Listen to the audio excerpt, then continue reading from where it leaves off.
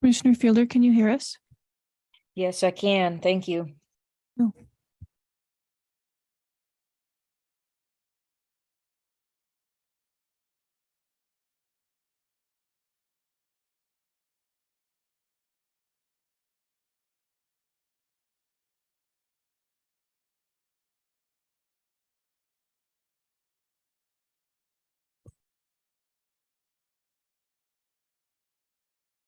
Good morning. Time is now 9:30 a.m. Today's date is Tuesday, October 17, 2023. This is the time and place for our regularly scheduled business meeting for the Montana Public Service Commission. I call this meeting to order. Would my colleagues join me in reciting the Pledge of Allegiance?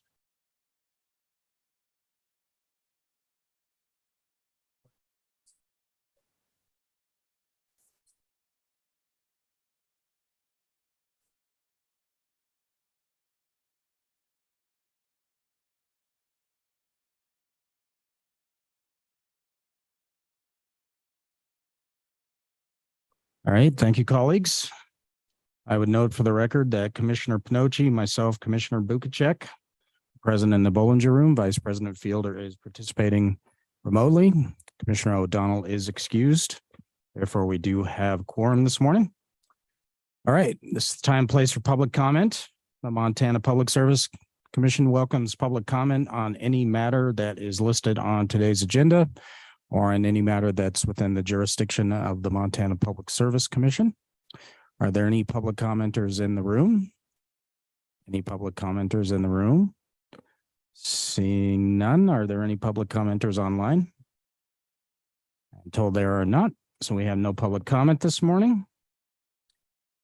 We do not have any changes to the agenda this morning, so we'll roll right into our action items. Action item number 1 will be approval of the commission minutes for the week of October 2nd, 2023. Commissioner Bukacek. I move that we approve the minutes for the week of October 2nd, 2023. Is there a second? Commissioner Pinocci has seconded. Discussion, revisions, additions, subtractions? Seeing none, all those in favor of Commissioner Bukacek's motion to adopt the commission minutes for the week of October 2nd, 2023 as drafted, signify by saying aye. Aye. Aye. Aye. All those opposed signify by saying no. Seeing no opposition, motion carries 4-0. The minutes are adopted. We do have one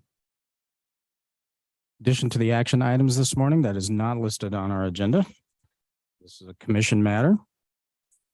We would like to recognize as the Public Service Commission and as commissioners our very own Tina Shorten for the great work she does on behalf of the Public Service Commission. Just last week, the 32nd Annual Governor's Awards for Excellence in Performance were held here in Helena. The Public Service Commission nominated the Consumer Services Division team here at the agency for that award, and they were awarded the same. Unfortunately, Tina was unable to make that, but would like to recognize her as well as Katie Sheard, Gwen Knight, and Jackie Crepeau for the great work that they do here. In support of their nomination, we wrote to the governor that the consumer services team at the Department of Public Service Regulation is constantly and consistently handling calls from Montana residents who have issues of varying concern. Many callers are upset due to some lack of communication from service providers or disruption in essential services, or they may have an apprehension over an increase in the costs they are expected to bear. Not only do Tina and her staff address the caller's concerns with empathy and collegiality, this team has knowledge and resources that enables them to answer virtually all questions raised, or if needed, direct them to resources that address the caller's concerns.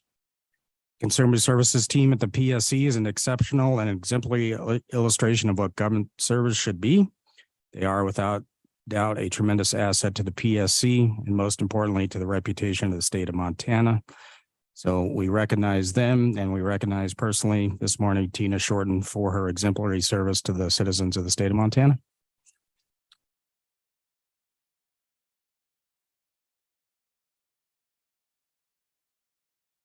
You want to give a speech? Are you sure? All right. Thank you, colleagues, for that little diversion there. All right, let's roll right into our work session items then. Work session item number 1 is a staff travel report. We are here to have the staff to report on travel to the U.S. Department of Energy's annual Clean Energy Empowerment and Education Symposium. Good morning. Good morning, President Brown and Commissioners. Before you is my post-travel accountability report.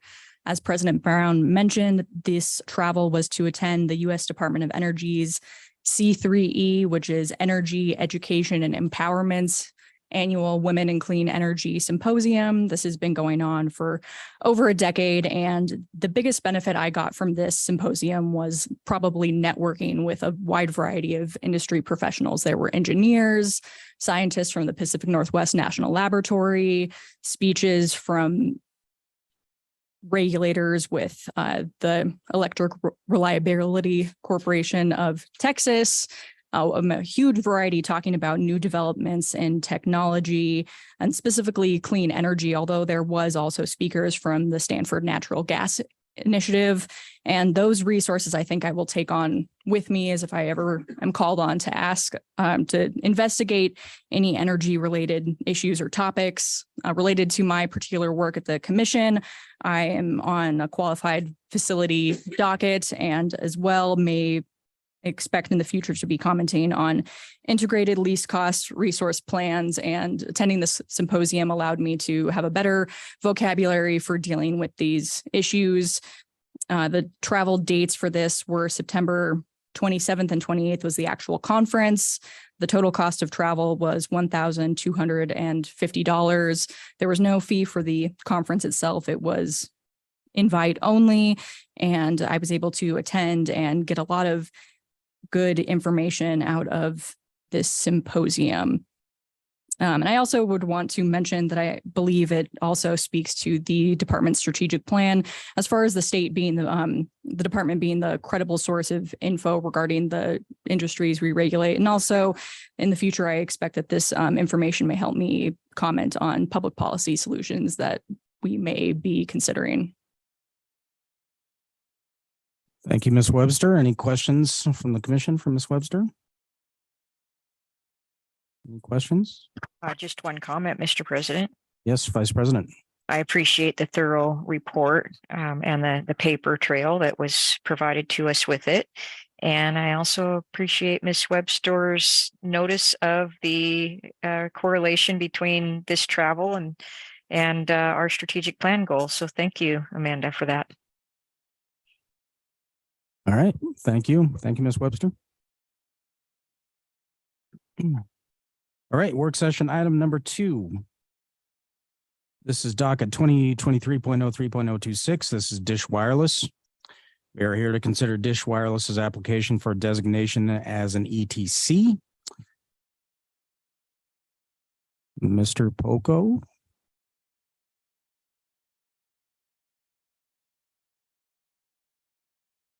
Which one of you will be handling? All right, Mr. Poco, please proceed. Thank you, President Brown. Commissioners, before you today is a draft final order in docket 2023.03.026 concerning Dish Wireless's eligible telecommunications carrier application, otherwise known as ETC. Designation as an ETC allows a company to receive federal funding to provide its telephone services.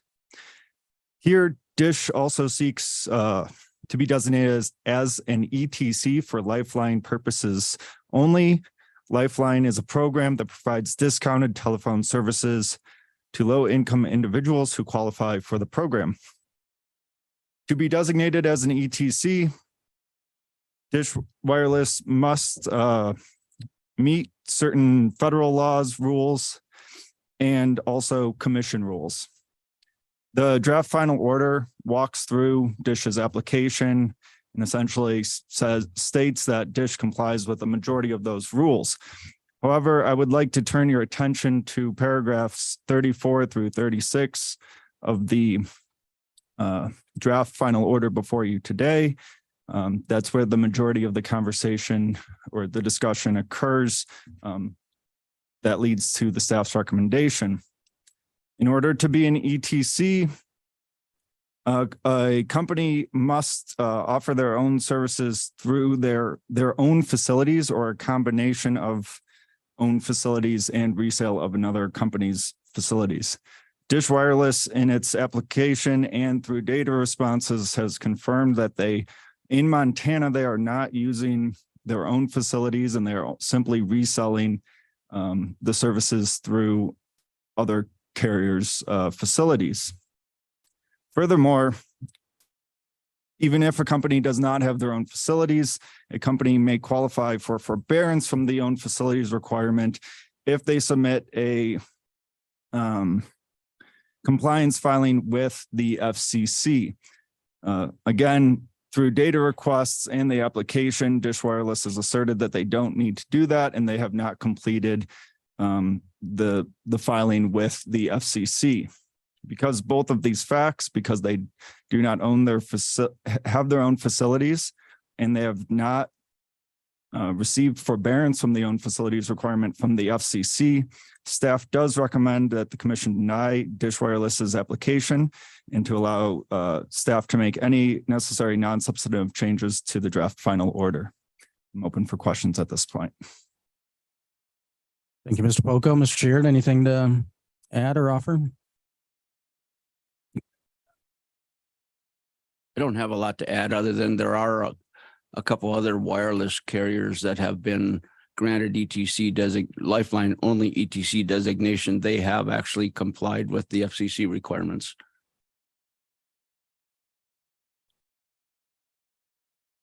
All right. Is there a motion? All right, I would move to deny Dish Wireless's application and to issue the draft final order as the final order of the commission. Is there a second? I second. We have a motion and second. Discussion. Discussion or questions? All right, Commissioner Pinocci. I am supportive of Dish Network going forward because there are places that do not have wire technology available for communications.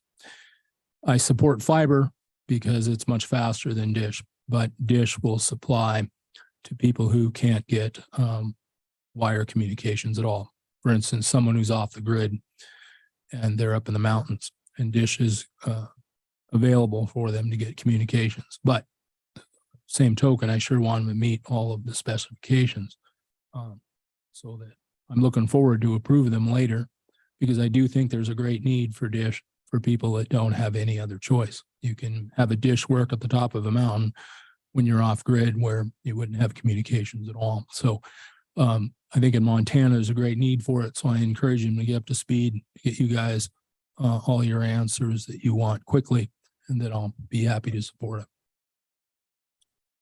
Mr. Poco, do you want to?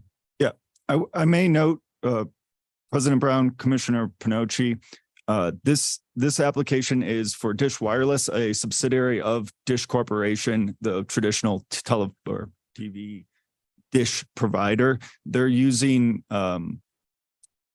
wireless carriers networks in order to provide the services.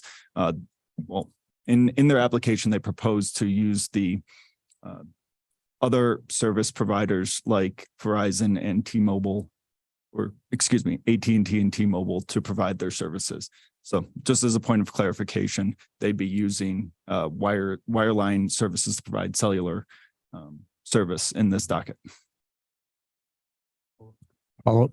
So this will have nothing to do with wireless then communications, or will it do both? It is wireless communications via cellular phones, but they're using they propose to use another carrier's network essentially to provide those services. Thank you. Discussion or questions? Mr. Poco or Mr. Chair, just one quick question. If the commission were to vote to deny the present application, that doesn't foreclose Dish Wireless from reapplying for ATC status, correct? Correct. Thank you, Mr. Poco. Any additional discussions? Questions? Seeing none, all those in favor of my motion to deny our Dish Wireless's application signify by saying aye. Aye. Aye. All those opposed signify by saying no.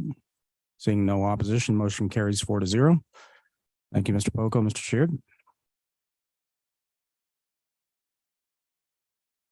All right, let's move to work session item number 3. This is docket 2023.01.013, Trident Solar LLC. This is relating to their petition to set terms and conditions for qualifying small power production facility. We're here to consider the joint motion to approve settlement. Mr. Hamilton. Thank you, Mr. President, and good morning, commissioners. The purpose of this work session is to tie up docket number 2023.01.013, which concerns, as the president mentioned, Trident Solar One LLC. On January 24th of this year, Trident filed its petition to set terms and conditions for a qualifying facility under PURPA. A hearing on Trident's petition was originally scheduled for May of this year, but was canceled after the parties notified us that they were very near to a full settlement. With additional time to negotiate, the parties did in fact reach a full settlement, which was filed with the commission on September 8th of this year. That settlement agreement was attached to the joint motion, which is included in your meeting materials for this week. Certainly, this commission has considered settlement agreements in a wide variety of contexts, but to my knowledge, at least, this is the first instance where the commission is considering a full settled power purchase agreement, or PPA, in the context of PURPA. That is an important distinction. As discussed in the draft order, the commission's jurisdiction is set by statute. In PURPA cases, the commission has the authority to set rates and terms in a power purchase agreement, but only, and I quote here, if a qualifying facility, sorry, I just butchered that quote. Let me try it again from the top. A qualifying small power production facility and a utility are unable to mutually agree to a contract for the sale of electricity or a price for the electricity to be purchased from the utility. Now, the Montana Supreme Court has underscored the importance of disagreement between the parties when it held that the commission's review must be narrowed to only those controversies and issues that are disputed by the parties, not the issues on which the parties have reached mutual agreement. When this case began, the parties contested a wide variety of issues, including the legally enforceable obligation date, the resource portfolio that would be used to calculate avoided costs, the avoided cost of energy and of capacity, battery operating restrictions, and a wide variety of contract terms, among other issues. The parties have, however, reached mutual agreement on all of those issues. And as a result, that narrow window, to borrow the phrasing of the Montana Supreme Court, the narrow window for the commission's review has effectively been closed. As a result of the settlement agreement, the commission's jurisdiction, therefore, would be, under the Montana Sun opinion and under Montana statute, exhausted. As discussed in the order, the parties' efforts to come to a mutually agreed upon power purchase agreement is laudable, and it should in fact be encouraged. That is, I believe it's fair to say, the direction that PURPA was intending to go. Staff therefore recommends that the commission commend the parties for reaching an agreement and dismiss the case as beyond the commission's jurisdiction, as discussed in the draft order. With that, I'd be happy to answer any questions that you may have. All right, colleagues. I will move to have the commission issue the draft final order as the final order of the commission, which in substance dismisses Trident's petition docket number 2023.01.013. Is there a second? I second. Yes. Commissioner Bukacek has seconded. We have motion and second. Discussion. One question for you, Mr. Hamilton. As a factual matter, both Trident and Northwestern have averred that they have mutually agreed to all contract terms in the settled PPA. Is that correct? That is correct, Mr. President. So because there is no factual matter outstanding, this just becomes really a question of application of law, correct? Mr. President, I would agree with that characterization. All right. And we are certainly aware, as you noted, the Supreme Court in Montana Sun noted that commission's jurisdiction is limited in such circumstances, correct? That is correct. And the Supreme Court has directed us that our commission's review is narrowed to only those cases and controversies that are disputed by the parties and not to those issues in which the parties have reached mutual agreement, correct? That is correct. Well, it seems to me then, Mr. Hamilton, that the law is clear that we have lost jurisdiction of this matter by virtue of the settlement of the parties, and this matter is ripe and ready for dismissal. Additional questions, discussions? Yes, Mr. President. Yes, Vice President Fielder. I just appreciate the portion of the draft order that also commends both of the parties for their efforts to reach this agreed upon PPA.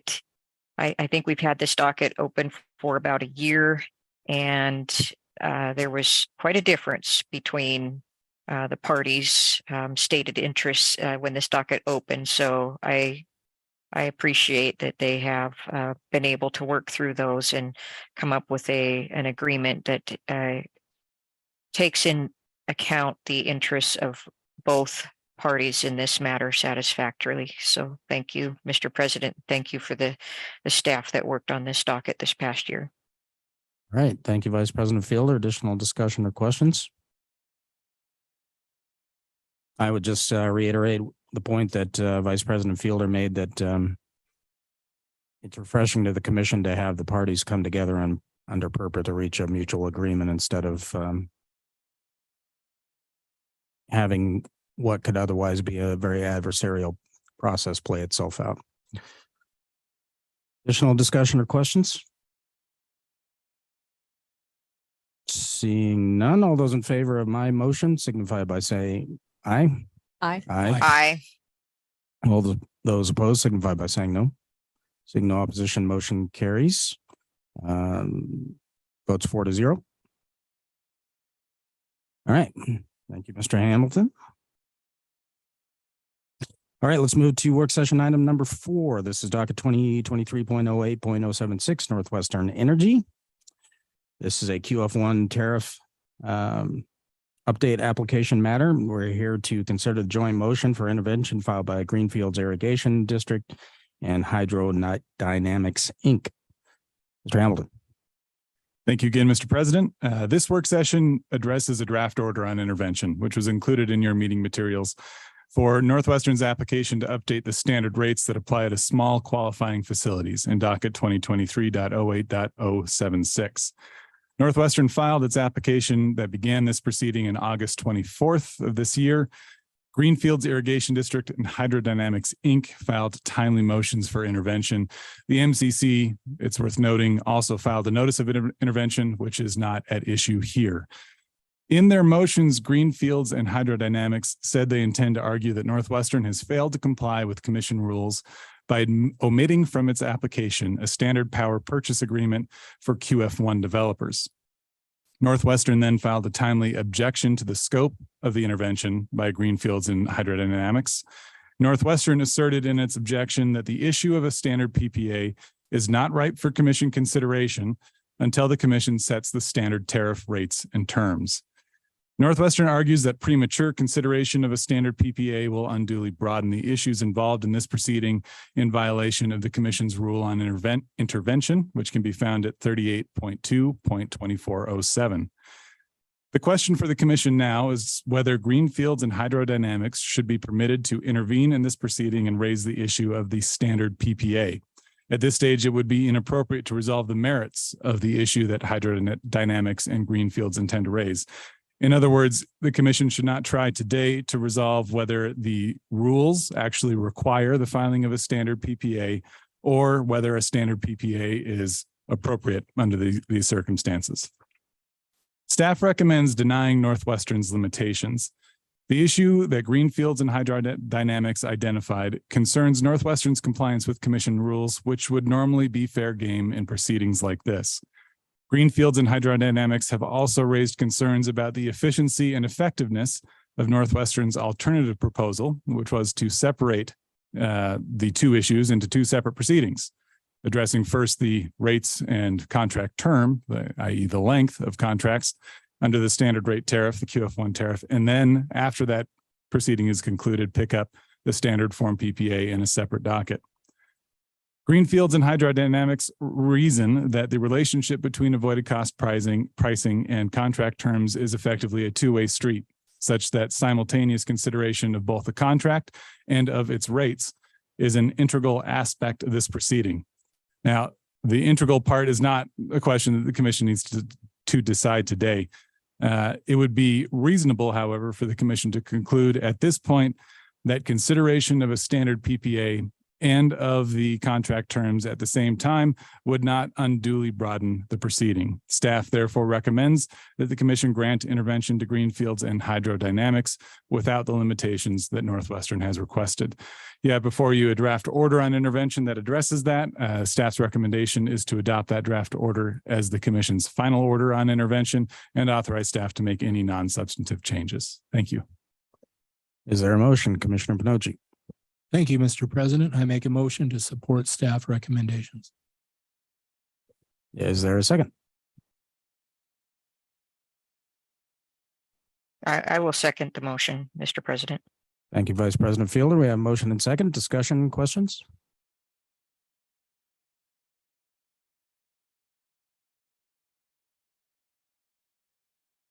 Discussion, questions?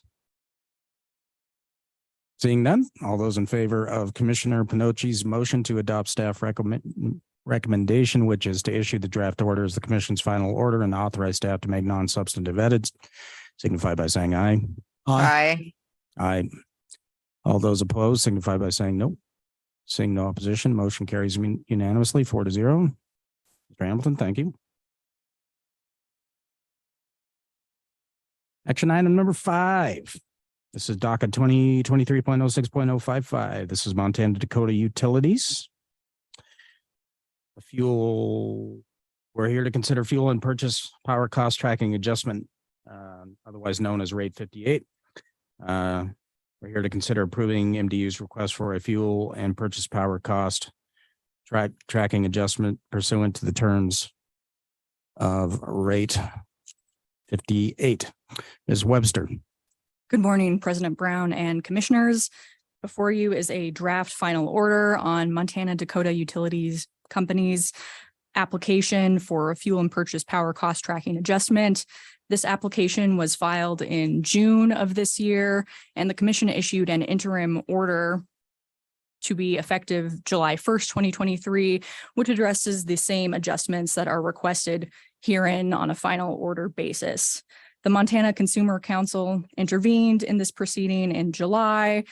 Staff has reviewed the entire application, and there were a series of data requests exchanged between the Montana Consumer Council staff and Montana Dakota Utilities Company regarding the working papers that MDU submitted to support their requested adjustments. After discovery, no additional process was requested, and there were no comments from any public or intervening party. Accordingly, staff recommends that the commission approve the draft final order, which in total has a very small increase for primary customers of 0.00017 cents per kilowatt hour and a decrease of 0.00012 per kilowatt hour for primary customers. These rates again have been in effect since July 1st, 2023, and this is requesting approval on a final basis. The cost tracking adjustment is pursuant to Montana Dakota Utilities Company's prior dockets, one in 2007 that authorize this tracking adjustment for on a 90% customer, 10% company cost sharing basis. And it also includes an adjustment to the Public Service Commission and Montana Consumer Council taxes, which had a over collection during the tracking period. Ms. Umstead, do you have anything to add? No, I do not, but I'm happy to answer any questions you have. Thank you, Ms. Umstead. Is there a motion, Commissioner Pinochi? Thank you, Mr. President. I make a motion to support staff recommendations for the approval. Is there a second, Commissioner Bukacek? A second. We have a motion and second discussion. Discussion. One question for public information purposes. What is a secondary service customer? Yes, I would like to clarify, there are primary and then secondary service customers. A primary service customer is those that own their own transformer and equipment down the meter and take voltage at 2400. Secondary service customers, however, take service at a lower voltage, and that includes residential rate 10. All right, additional questions or comments?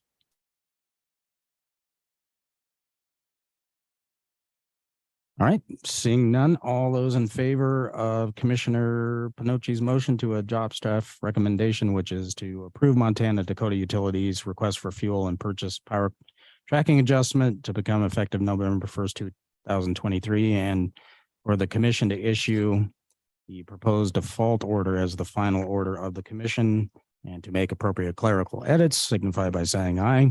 Aye. Aye. All those opposed, signify by saying no. Being no opposition, motion carries unanimously 4-0. All right, thank you. All right. Seeing no further work session items to come before the commission. I will note for the record and for public consumption that the next commission business meeting will be at the regular time next Tuesday, October 24th, not 21st, 2023 at 9:30 a.m.